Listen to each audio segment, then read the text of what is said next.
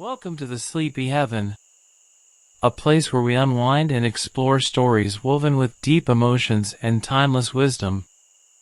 I'm your host, John, and tonight, I invite you to journey with us into a tale of quiet resilience and hope. In this episode, we step into the ancient city of Athens, where Callista, a young scholar, grapples with uncertainty in face of the challenges ahead. Through the teachings of Aristotle, she discovers that hope is not the absence of fear, but the resolve to move forward despite it. So settle in, take a deep breath, and let yourself be carried into this story. Beneath Athens' olive trees and among the whispers of its great thinkers, we will find that even in the face of uncertainty, hope is a light that never truly fades.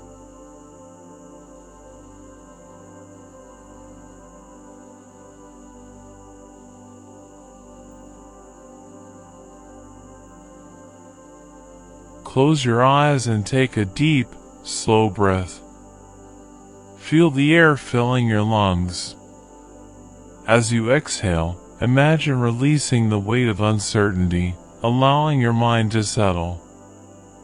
Now, picture yourself standing in the heart of Athens.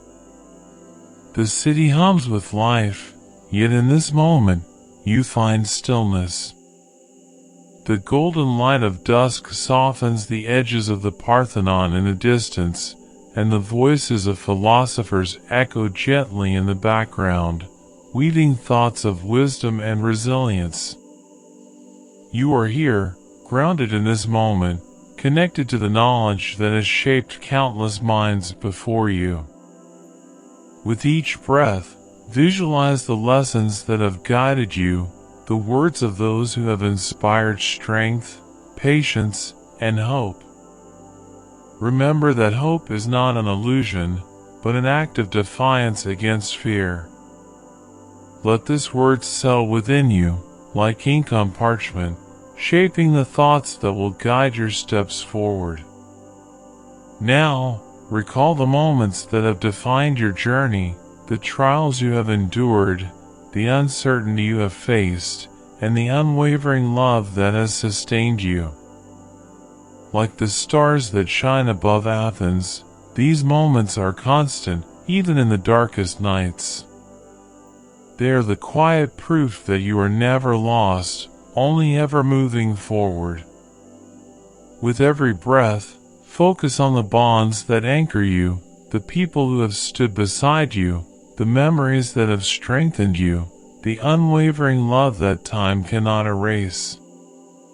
As you inhale, embrace the passage of time.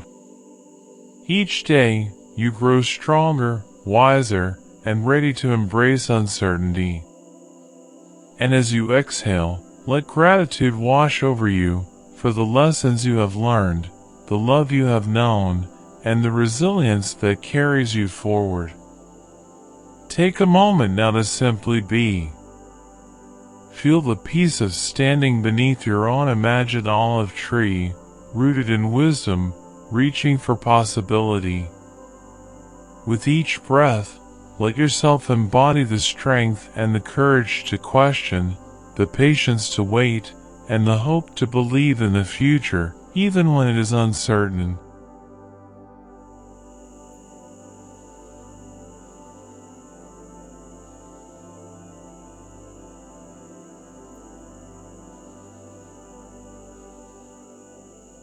The streets of Athens were alive with the hum of daily life. Merchants called out their wares, children darted between columns, and philosophers debated in the agora. Yet, amid the vibrancy of the city, Callista felt a weight settle deep in her chest. The future loomed before her like an impenetrable mist, uncertain and unyielding. Seated in the courtyard of her home, she listened to the quiet rustling of olive leaves above her. Her mother and aunts spoke inside, their conversation drifting toward the inevitable topic of Callista's future. A good marriage, children, a household to tend, this was the path laid before her, clear and unchanging. And yet, as she traced the grain of the wooden bench beneath her fingers, she felt a restlessness stirring within. Her brother, Timon, had just been accepted as a student at the Lyceum, the great school of Aristotle. He spoke endlessly of the lessons of logic and ethics, of inquiry and reason. Callista, too, longed to question, to seek understanding beyond the boundaries set before her. But women were not meant for such pursuits. The thought stung more than she was willing to admit. Later that evening, as she helped her mother prepare the evening meal, she gathered her courage. "Mother," she asked hesitantly, "do you ever wonder about the future? Do you ever feel uncertain?" Her mother paused, knife poised over a bundle of herbs. "The future comes whether we fear it or not, child. We must prepare for it, not question it. But what if I do not know what I want from it?" Callista pressed. "What if I feel lost?" Her mother sighed, setting the knife down. "Callista, a woman's future is written by the men who care for her. You must trust that they will guide you well." The words settled heavy in her chest, but they did not satisfy her. If the future was uncertain, how could she entrust it to others? If she had no agency, was it even hers at all? That night, sleep eluded her. Her mind spun with questions, chasing the whispers of thoughts she could not quite grasp. As dawn broke over Athens, she knew she had to seek understanding elsewhere. It was Timon who first noticed her distress. "Callista," he said as he prepared to leave for the Lyceum, "you have looked troubled for days. What plagues your mind?" She hesitated before answering. "I fear what lies ahead. I do not know if I have a place in the future I am given." Timon regarded her for a long moment. "Perhaps you should seek counsel with Aristotle. He listens to those who question." Callista's breath caught. A meeting with Aristotle? It was unthinkable. And yet, her heart leaped at the thought. "Could you arrange it?" she asked, voice hushed with hope. He nodded.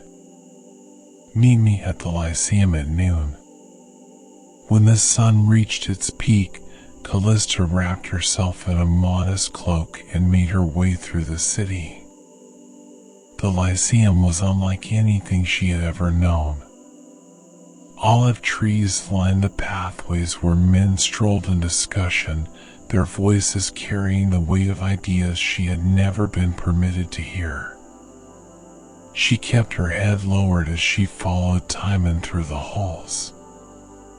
Every step she took felt like a rebellion against the expectations placed upon her. They found Aristotle seated beneath a tree, a scroll open in his lap. When he saw them approach, he raised an eyebrow. "Timon, I see you have brought a guest." "This is my sister, Callista. She has questions about the future." Aristotle studied her for a long moment before gesturing for her to sit. "Tell me, Callista, what troubles you?" She hesitated, feeling the weight of the moment. "I do not know what awaits me. I fear the future, for it is uncertain. I do not know if hope is something I should embrace or reject." Aristotle considered her words carefully before responding. You fear the future because it is unknown. But tell me, if all were certain, if your fate was sealed, would that bring you peace? Callista frowned, considering. Perhaps. Or perhaps it would only make me feel trapped. He nodded. Then perhaps the uncertainty is not your enemy, but your greatest teacher. She furrowed her brow. But how can one live with such doubt? Aristotle smiled faintly. That is a question for you to answer.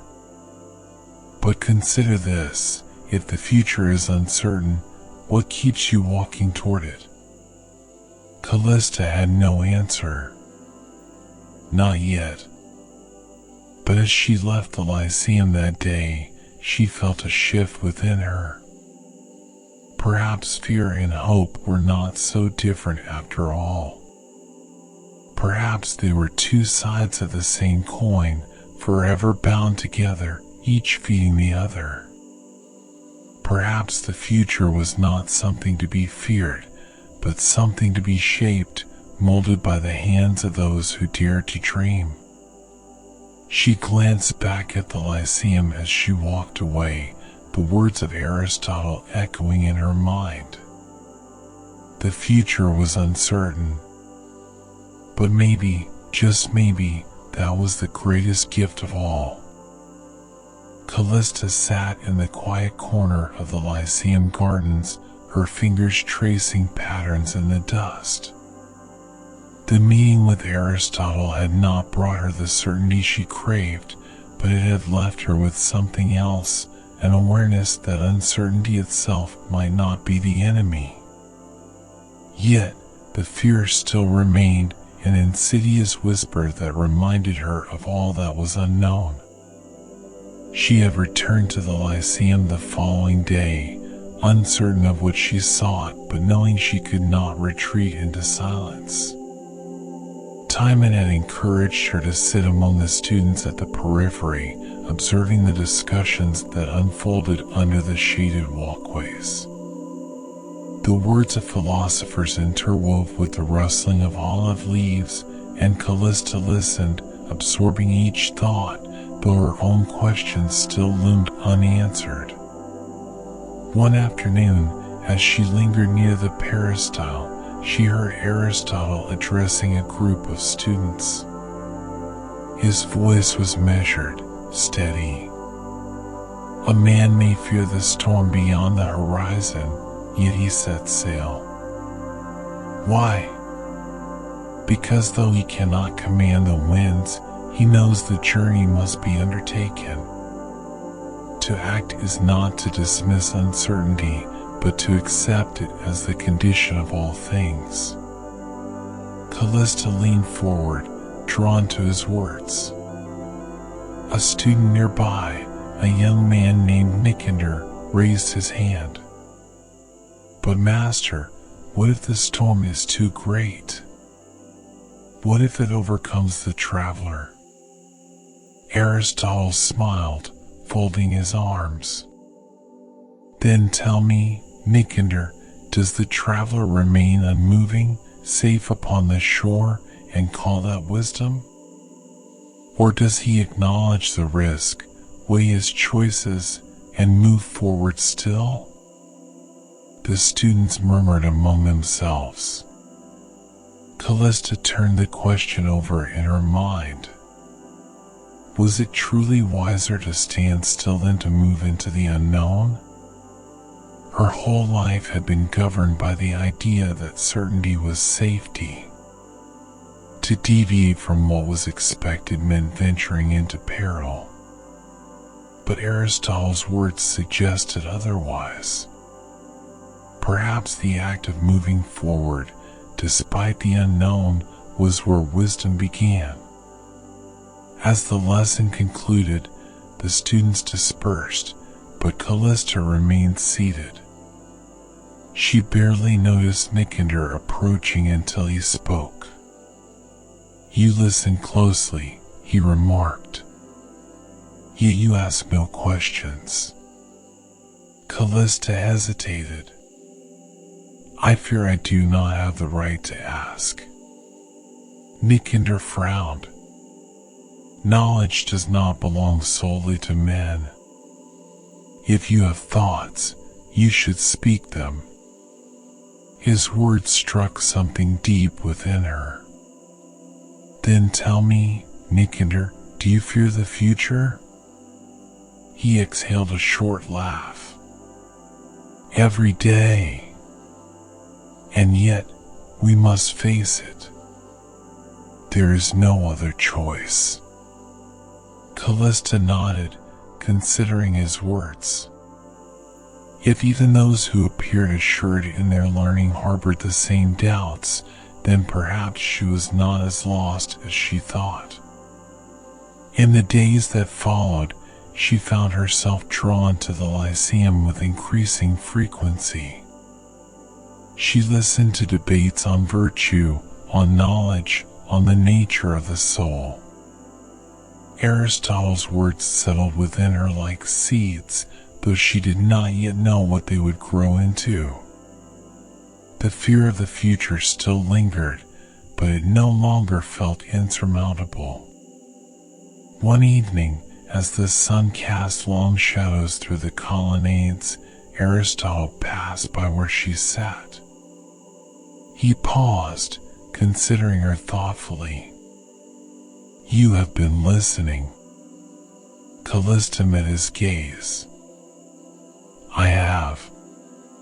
He nodded. And what have you learned? She hesitated, then said that uncertainty is not to be feared, but to be understood. That to act even without knowing is not foolishness, but necessity. A slow smile spread across Aristotle's face. Then you have begun to see. As he walked away, Callista let his words settle within her. The fear had not disappeared, but it no longer held her captive. Perhaps the future was unknown, but perhaps that was where its greatest power lay. She stood and looked at the columns surrounding the Lyceum, the weight of generations of thought pressing in around her. How many had sat where she now stood, questioning, doubting, and searching for meaning? The thought comforted her. She was not alone in this journey.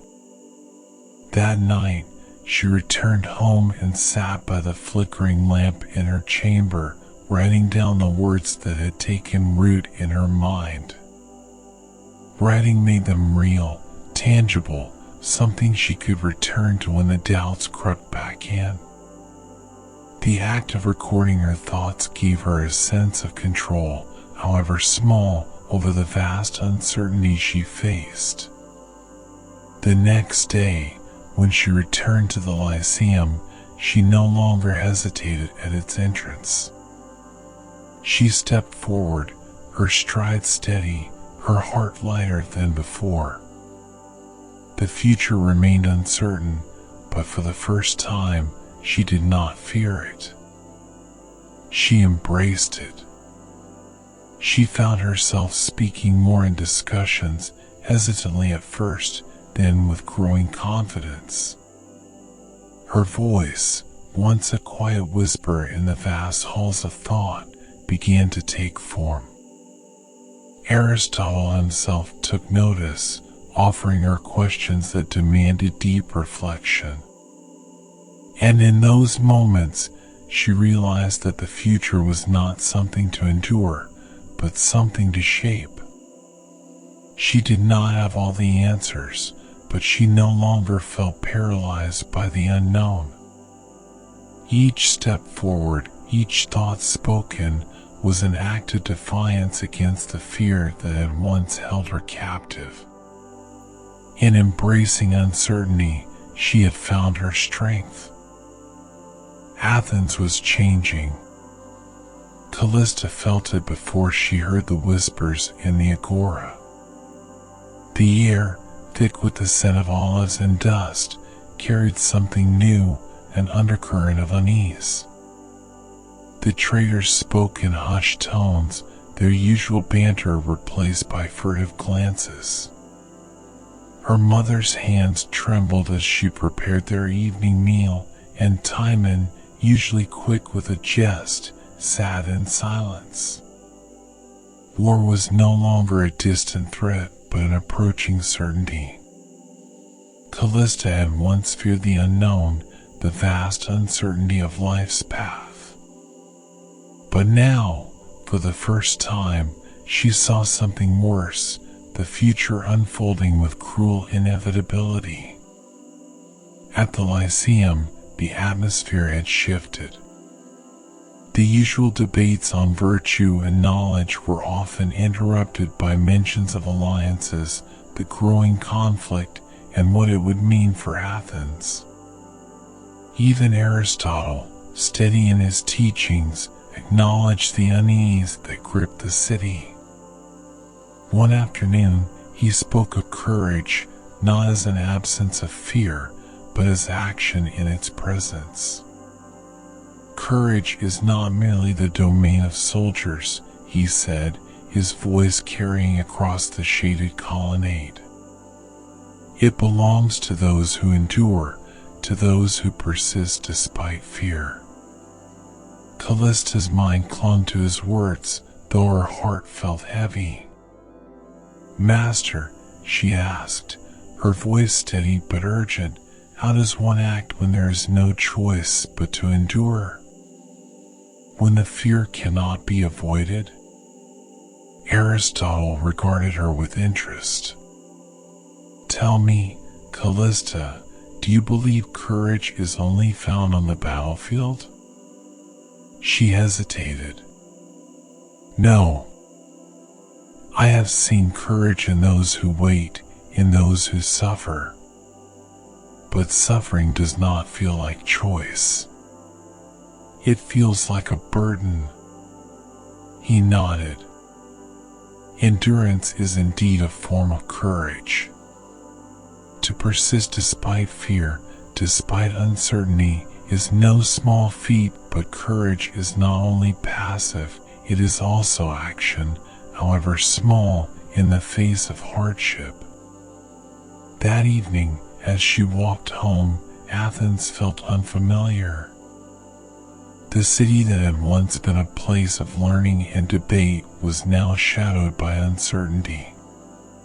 The marketplace was quieter, the voices subdued. Women gathered at wells spoke in hushed tones. Even the children, usually oblivious to their parents' concerns, played under watchful eyes. She watched as an old man, a former soldier, sat on a stone bench near the temple, staring at nothing. He had seen more before. He knew what was coming, and his silence carried the weight of experience. A few days later, the rumors solidified into truth. War had come. The city called its men to fight, and Timon was among them.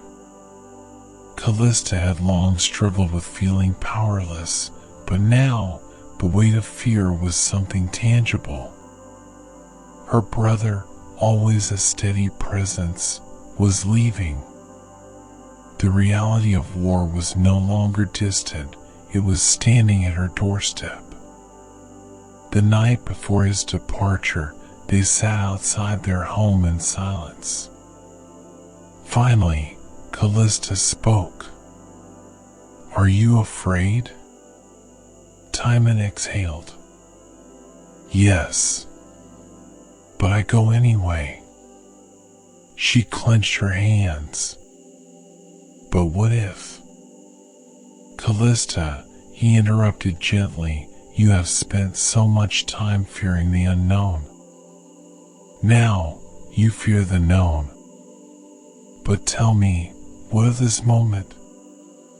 What of what we do have?" She looked at him, uncertain. "What do you mean?" "We do not control tomorrow. but we do control how we live today." He smiled faintly. "You feared the future when it was uncertain. Now you fear it because it is clear. Perhaps fear is always the same, no matter its shape." His words settled over her. She could not change what was coming, but she could choose how to meet it. So they talked, not of war, but of childhood memories, of the times they had laughed over small things. They spoke of the days spent by the sea, the warm afternoons under the olive trees, and the stories their father once told them. These memories, fleeting as they were, gave her strength.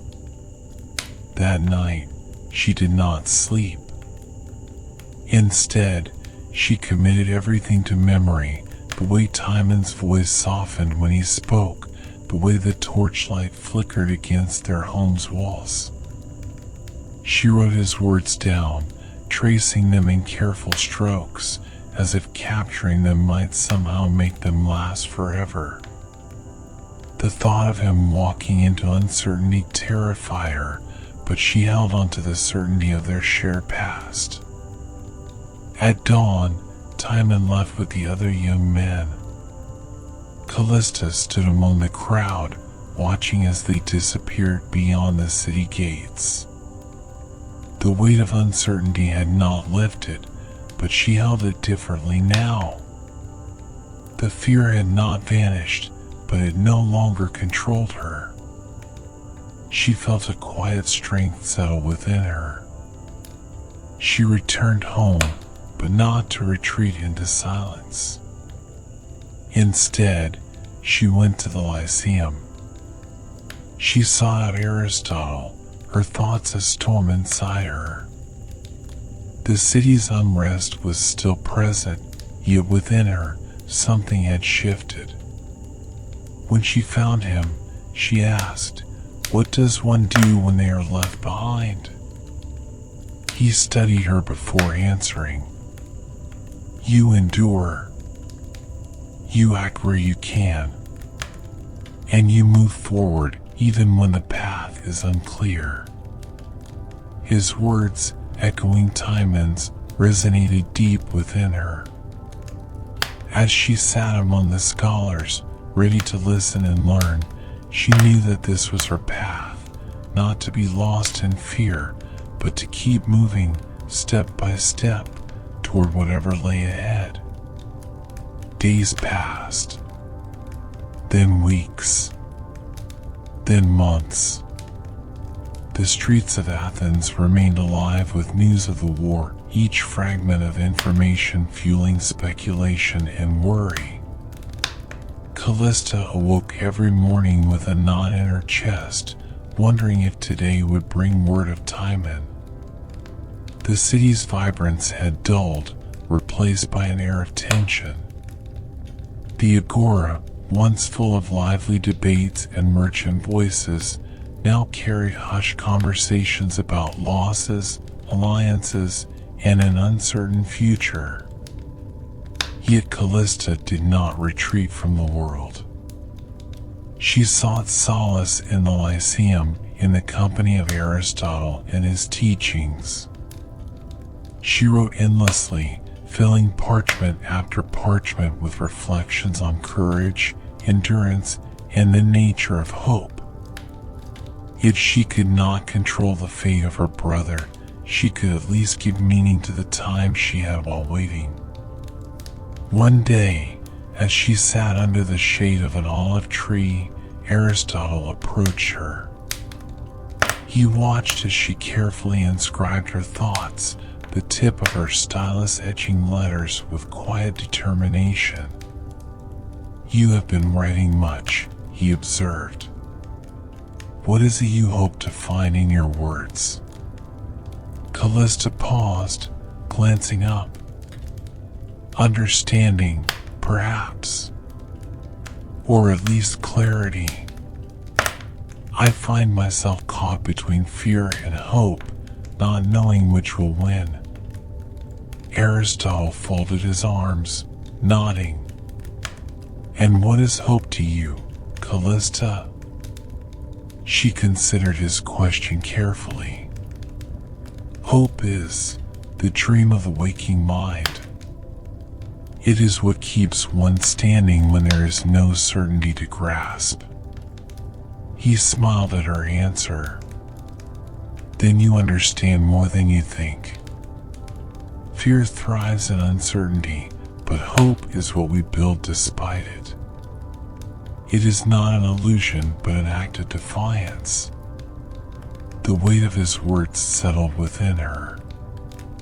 She had spent so long fearing what might come, allowing uncertainty to dictate her every thought. But hope was not about certainty, it was about choice.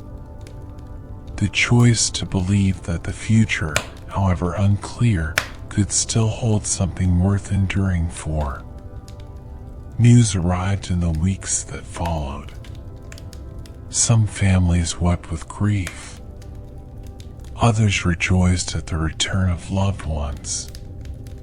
Callista waited, heart pounding, until one evening a familiar voice called her name. She turned, her breath catching. Timon stood before her, thinner, his features lined with the weight of experience. But he was alive. Without hesitation, she ran to him, throwing her arms around his shoulders. He held her tightly, as if grounding himself in the moment. "You're home," she whispered. "I am," he said, his voice rough with exhaustion but filled with something else, something unbroken. That night, they sat together as they had before his departure, but everything was different. They did not speak of the horrors he had seen or the battles he had fought. Instead, they spoke of the future, not in fear, but in wonder. The world remained uncertain, but hope had taken root within them. Timon spoke of his time in the army, the friendships he had forged, and the lessons he had learned. He described the moments of fear, the long nights under the open sky, and the quiet determination that had kept him moving forward. Callista listened, absorbing his words, realizing that they had both changed. Neither of them were the same as when he had left. At the Lyceum the next morning, Callista found Aristotle once more. He studied her expression, the quiet resolve that had settled in her gaze. "What will you do now?" he asked. She met his eyes with certainty. "I will live. I will learn. And I will hope." Aristotle nodded. "Then you have grasped something most struggle to find. Hope is not the absence of fear, but the resolve to move forward despite it." Callista smiled, the weight in her heart finally lifting. She had feared the future for so long, but now she saw it for what it was, a path yet to be walked, a journey yet to be lived. And she would walk it, step by step, with hope lighting her way. As she left the Lyceum that afternoon, she felt the sun warming her skin, the breeze rustling the leaves above. The city was still uncertain, still filled with whispers of war and change. But Callista knew now that she was not powerless against it. She had the strength to endure, to shape her own path. She returned home, finding Timon sitting in the courtyard, staring at the sky.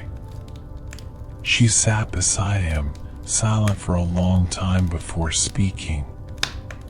"Tell me more about the stars," she said. "Tell me what you saw when you looked at them out there." Timon smiled faintly. I saw home. Even when everything was uncertain, I saw the same stars above me that shine over Athens. And I knew, no matter what happened, I would find my way back. Callista looked up at the sky, letting his words settle within her. And for the first time in a long while, she did not feel lost.